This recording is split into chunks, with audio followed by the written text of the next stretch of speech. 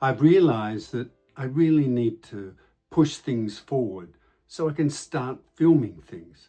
So what I've decided to do is aim at making 2 short films. I'll come on to the reason why I'm going to do that rather than just go straight for a feature. But first I want to tell you just a little bit about each of them, and then I'll go on to my thinking about why I'm taking this approach. Okay, first one's called It's Too Soon. I've mentioned both of these some time back, I think, and it's a very short film about grief.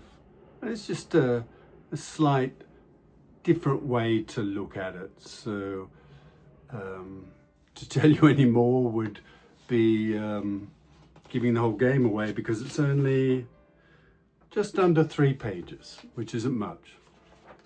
So it's a short. And the other one is called Sam Ahmed.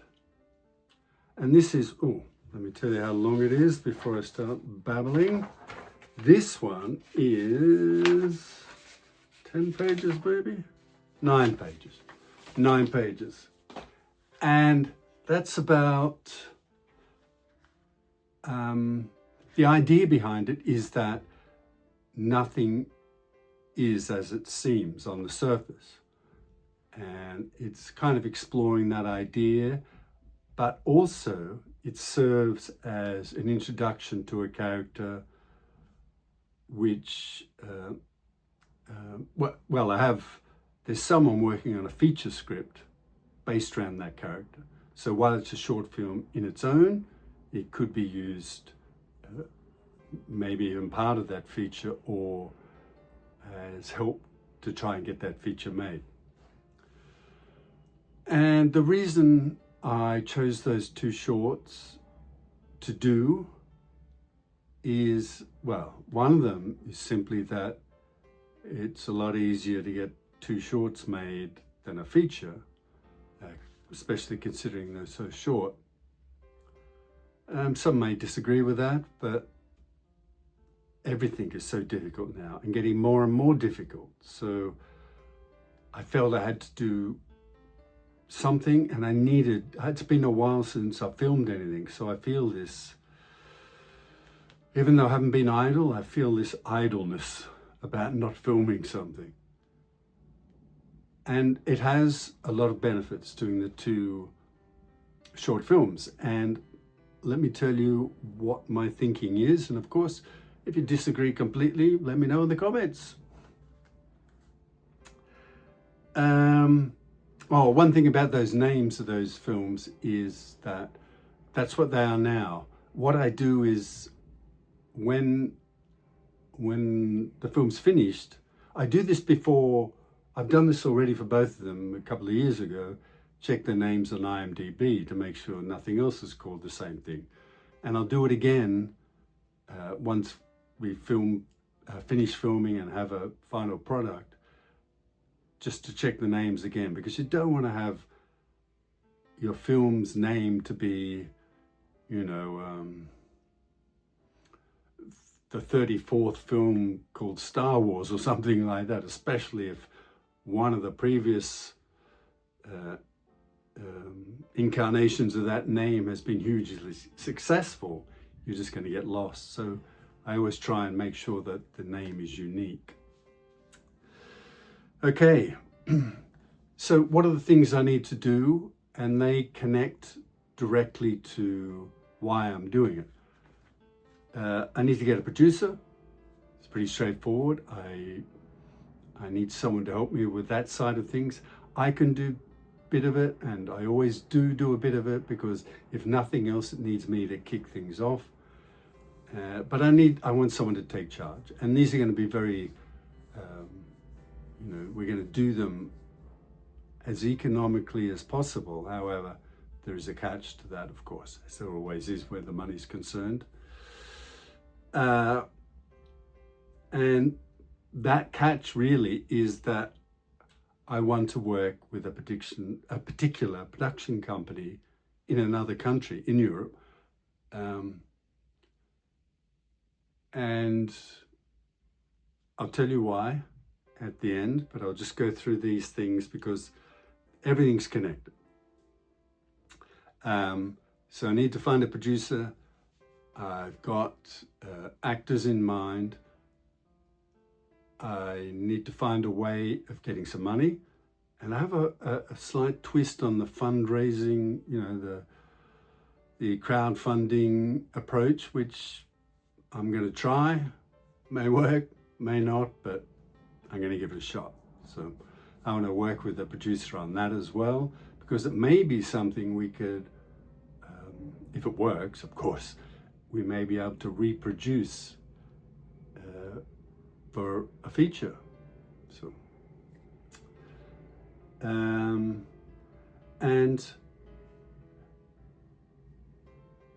you know, there's lots of planning things to do around that, which I want to do with the help of the producer. Well, I want them to take charge really and work out exactly what we're doing. And the reason, one of the reasons, first and foremost, I want to shoot a couple of films, and for itself, because they're ideas I've had for a while, and I want to do something with them. But there is that drive, there's another drive, a secondary drive, in that I want to test everything with shorts before doing a feature. I want to see what it's like working with the producer, make sure we have some, you know, things go well, and it's better to do that on a short or two shorts than on a feature. Same with the production company in the other country. I want to work with them, make sure all that, you know, we're happy with each other and that relationship is good. I want to work with the actress that I'm, you know, whoever I'm looking at for the feature. I want to work with her in at least one of these shorts.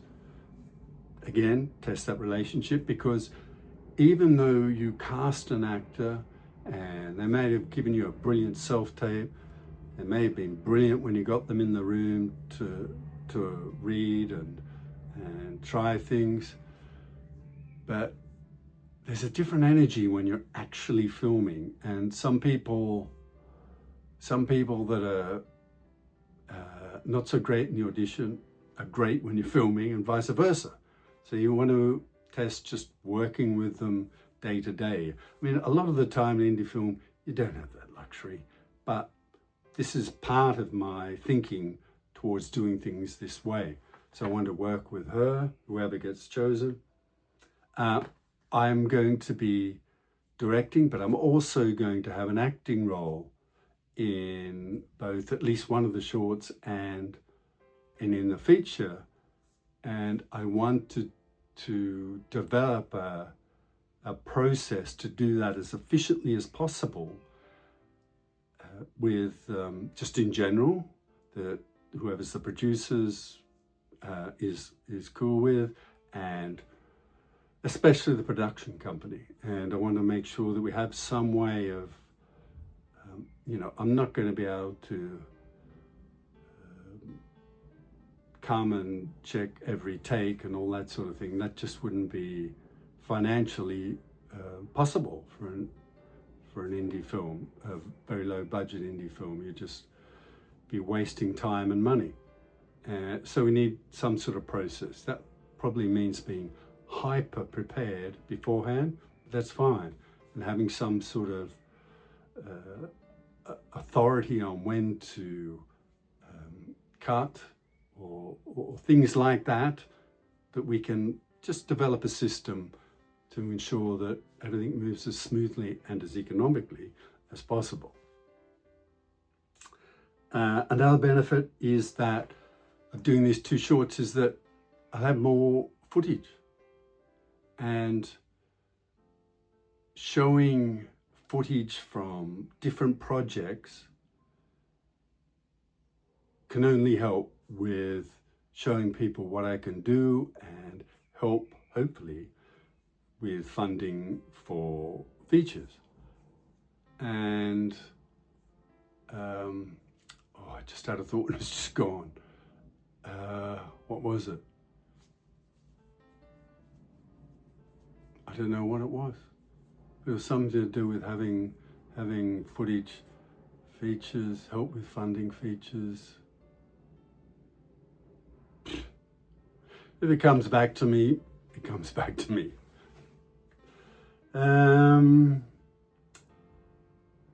Yeah, so it's all about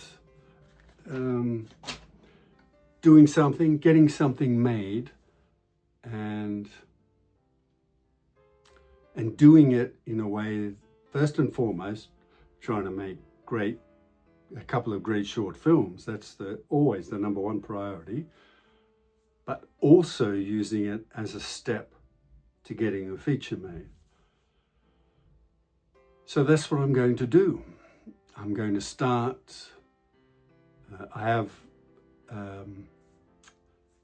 2 producers who might be interested that I want to contact, and we'll see how that goes. And that's pretty much my first step this week. I've been looking at the scripts again, and I might try and get a gimbal I've mentioned it before about trying to make these videos a bit more visually interesting by walking around and things like that. And I don't have any microphones, it's just what's on the phone. So when you get a gimbal that comes with a mic, so I can move around and you can still hear me. And it's good to have a gimbal if I'm, say, meeting with a producer. You can stick it on the table, and even if I do voiceover for it, you can see, what we're doing and that kind of thing. And you can just take it anywhere, stick it anywhere, and filming with not having to worry about it. But whereas if you have just your iPhone, you've got to be holding it or trying to find a stack of books or a tree branch to wedge it into to film everything. So I think a gimbal's a good idea. And for filming, someone's going to be, I want to be able to film what's going on, and I want to be able to hand it over to someone else and say, hey, film stuff and all that kind of thing. So I think it's probably a good idea to try and get one of those, but I'll find a way. I think that's it. I'm pretty excited about trying to get things moving again. Kin Spirits is going so incredibly slowly. It's a bit frustrating, and I'm sure it's frustrating for all the people associated with it, but keep chipping away, and there's a few things I want to do to try and promote it more, but I need money for that. Everything needs money, but I have a plan, so I just got to be patient until I'm in a position to do something. Patience isn't always my strong suit, but not from a negative point, I get overexcited and I just want to do it. But I don't know. I think it's not a bad thing to still have some of that youthful exuberance about what you want to do, and having a bit of an impatience about wanting to do it. I think I don't want to lose that. Okay, thanks for watching. Kin Spirits, you can watch for free on Tubi, and I hope to see you in the next one.